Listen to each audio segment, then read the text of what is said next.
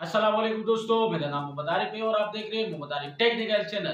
दोस्तों, आज की वीडियो में मैं आपको बताऊंगा कि आप जानना चाहते हैं कि दुनिया का तेज तरीन इंटरनेट किसके पास है। दुनिया का जो सबसे ज्यादा तेज तरीन इंटरनेट है उसकी स्पीड कितनी है।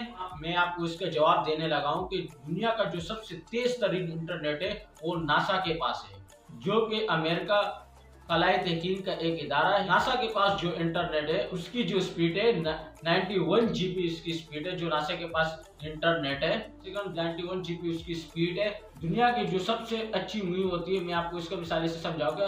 दुनिया की जो सबसे अच्छी मूवी होती है जो कि ब्लू रे होती है, जो तकरीबन 40 जीबी पर मुश्तमिल होती है, तो उसे जब आप नासा के इंटरनेट पर डाउनलोड करेंगे तो वो आपको आधे सेकंड में डाउनलोड करके देगा। 40 जीबी की मूवी आप नासा के इंटरनेट से आधे सेकंड में डाउनलोड कर सकते हैं। जी हाँ दोस्तों, आप नासा के इंटरनेट से आधे सेकंड में 40 जीबी की मूवी डाउनलोड कर सकते हैं। तो